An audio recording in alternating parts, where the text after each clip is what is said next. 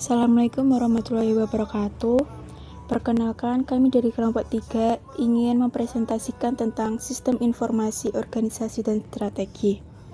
Kami beranggotakan, yang pertama saya sendiri, Zahra Oktavia Kristanti Agilsa Putri dengan NPM 201010401, kemudian Faratiska dengan NPM 201010499, dan yang terakhir Irfan Bari Algani dengan NPM 2010104127.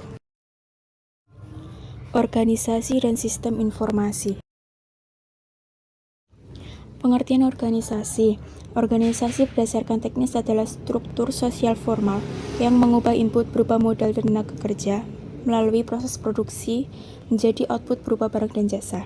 Dari gambar tersebut dapat dijelaskan modal dan tenaga kerja atau faktor produksi utama yang disediakan oleh lingkungan diubah oleh perusahaan melalui proses produksi menjadi barang dan jasa, yaitu output untuk lingkungan.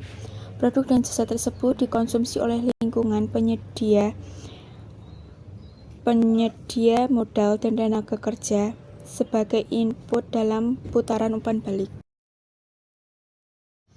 Sudut pandang perilaku organisasi. Organisasi berdasarkan perilaku adalah kumpulan hak, wewenang, kewajiban, dan tanggung jawab yang mengalami penyesuaian secara perlahan dalam jangka waktu tertentu melalui proses konflik dan penyelesaian konflik.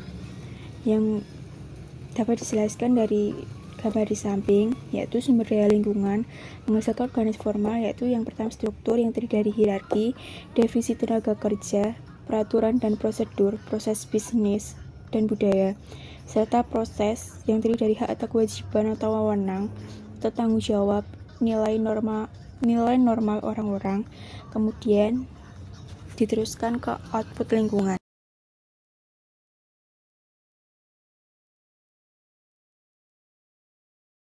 Ciri-ciri organisasi ada 6, yaitu yang pertama, rutinitas dan proses bisnis, kedua, politik organisasi, ketiga, budaya organisasi, keempat, lingkungan organisasi, kelima, struktur organisasi, dan yang terakhir, fitur-fitur organisasi lainnya. Dampak sistem informasi bagi organisasi dan perusahaan. Dampak ekonomi, internet dan organisasi, implikasi dari perancangan dan pemahaman tentang sistem informasi, dampak bagi struktur dan perilaku organisasi. Yang pertama, IT meratakan organisasi. Yang kedua, organisasi pasca industri. Yang ketiga, memahami penolakan organisasi terhadap perubahan. Model daya kompetitif Michael Porter. Perusahaan dan pesaing. Pemain baru di pasar, produk substitusi, pemasok, dan pelanggan.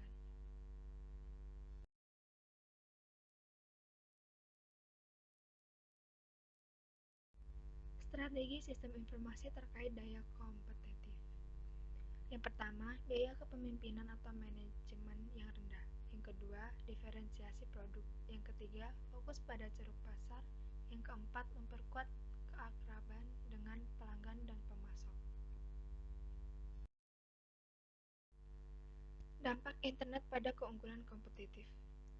Daya kompetitif, produk pengganti atau jasa, dampak internet memungkinkan produk baru untuk muncul dengan pendekatan baru untuk bertemu dan memenuhi kebutuhan serta melakukan fungsi-fungsi.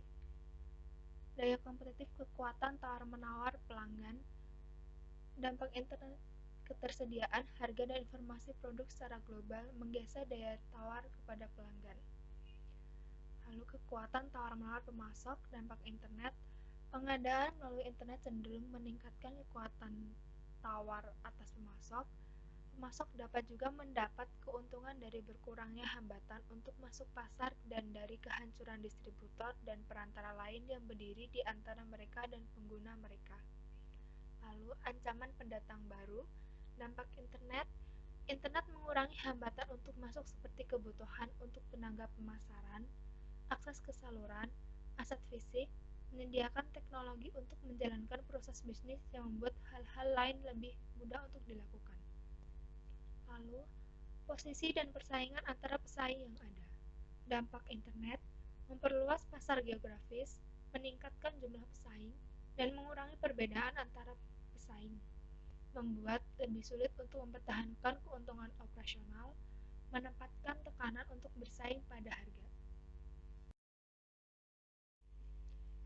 Model rantai nilai organisasi bisnis. Model rantai dan sistem nilai Michael A. Porter. Seperti pada gambar, model rantai nilai, model ini memberi perhatian pada aktivitas primer dan pendukung yang menambah nilai bagi produk dan jasa perusahaan di mana sistem informasi diterapkan secara paling baik sehingga memperoleh keuntungan kompetitif. Aktivitas primer, aktivitas yang langsung berhubungan dengan produksi dan distribusi produk dan jasa perusahaan. Aktivitas produk, aktivitas yang memungkinkan pelaksanaan aktivitas primer perusahaan, dapat berupa infrastruktur, sumber daya manusia, teknologi, dan pengadaan. Beragam contoh dari sistem informasi strategis untuk aktivitas primer dan pendukung dari perusahaan dan mitra nilainya yang mampu menambah nilai produk dan jasa perusahaan. Sinergi, kompetensi inti, dan strategis berbasis jaringan. Sinergi itu adalah kondisi ketika hasil yang diberikan oleh suatu unit bisnis dapat digunakan sebagai masukan bagi unit bisnis lainnya, atau dua organisasi yang saling berbagi pasar dan keahlian, serta hubungan ini menekan dan menghasilkan keuntungan. Salah satu kegunaan sinergi adalah untuk mengikat kegiatan operasional dari unit bisnis yang terpisah-pisah, sehingga mereka dapat bertindak sebagai satu sama lain. Kompetensi inti. Kompetensi inti adalah aktivitas yang dilakukan perusahaan yang membuatnya menjadi pemimpin berkelas dunia. Secara umum, kompetensi inti bergantung pada pengetahuan yang diperoleh selama bertahun-tahun melalui pengalaman praktik lapangan yang menggunakan teknologi.